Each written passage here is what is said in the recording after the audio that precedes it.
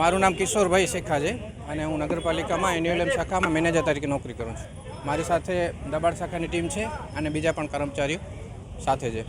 માનનીય સુપ્રીમ કોર્ટના આદેશ અનુસાર તમામ શહેરોમાં જે ફૂટપાથ ખાલી કરવાનું સુપ્રીમ કોર્ટનો ઓર્ડર છે એ ઓર્ડર અન્વયે અમે આજે ઓલફિડ હાઈસ્કૂલથી નિયરબાય સ્કૂલ સુધી જે પણ ફૂટપાથ ઉપર દબાણો હતા કાચા પાકા એ આજે દબાણો દૂર કર્યા છે અને અમુક લારી ગલ્લાવાળાએ સ્વેચ્છાએ નોટિસ એમને 2 દિવસ અગાઉ નોટિસ આપેલી હતી. નોટિસની મુદત પૂરી થતાં એ લોકોએ સ્વેચ્છાએ દબાણો હટાવેલા હતા અને જે દબાણો નહોતા હટાવેલા એમના આજે દબાણો અમે અહીંયાથી દૂર કર્યા છે.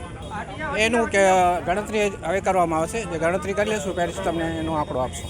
આપને માહિતી આપું કે કોઈ પણ પ્રકારના નીતિ નિયમો જે છે એનો અમલીકરણ કરવામાં આવ્યો નથી.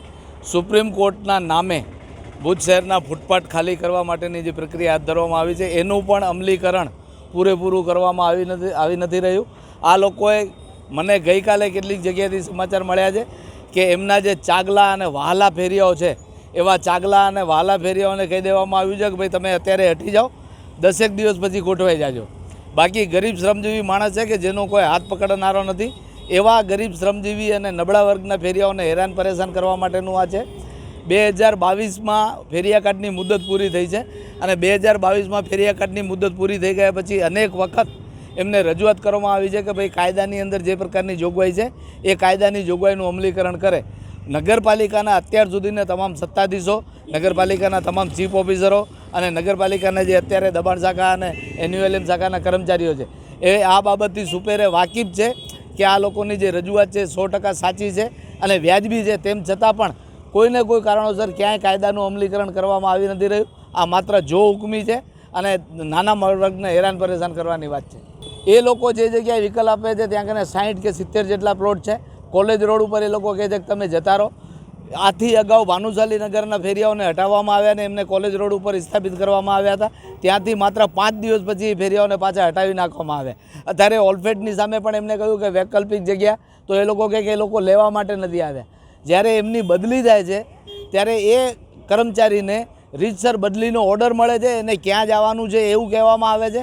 તો આ એક બિલકુલ સમજી શકે એવી બાબત છે કે મારી બદલી થઈ છે, મારે આ જગ્યાએ જવાનું છે અને એ જગ્યાએ મારી ખુરશી ખાલી હશે. તો આ લોકો એટલું નથી સમજતા કે એ લોકો જ્યાં ફેરિયાઓને મોકલી રહ્યા છે એ જગ્યાએ આ ફેરિયાઓને પાછું ત્યાં કને સ્થાપિત કરવા માટેની પૂરેપૂરી વ્યવસ્થા કરવામાં આવે, એમને એલોટમેન્ટ લેટર આપવામાં આવે.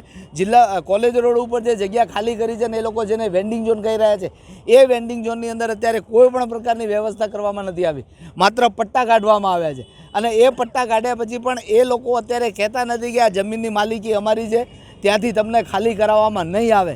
આવી કોઈ જ ખાતરી નગરપાલિકાનો કોઈ પણ જવાબદાર કર્મચારી કે અધિકારી આપવા માટે તૈયાર નથી. અને અત્યારે જ્યાં કને કામ ચાલુ છે જિલ્લા પંચાયત રોડ ઉપર, એ જિલ્લા પંચાયત રોડની એક્ઝેક્ટ સામે સૂર્યમંદિર આખું ફૂટપાથ દબાવી નાખવામાં આવ્યું છે.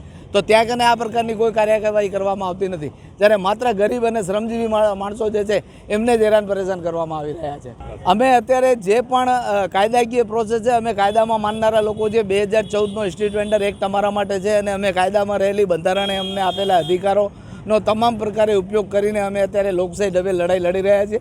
જરૂર પડે ને જો અમે આક્રમક થયા તો નગરપાલિકા યાદ રાખે કે 2020 અને 2021 અને 2017 એ અમને ખ્યાલ છે. માં motor driving, safe and sure driving. Driving એ શોખ સાથે આપની મોટી જવાબદારી પણ છે. અમારા ઇન્સ્ટ્રક્ટર દ્વારા સચોટ અને સરળ માર્ગદર્શન. આપની રોજની તાલીમની માહિતી મેળવીને શું અધુરાશ છે એના ઉપર પૂરું ફોકસ કરાય છે.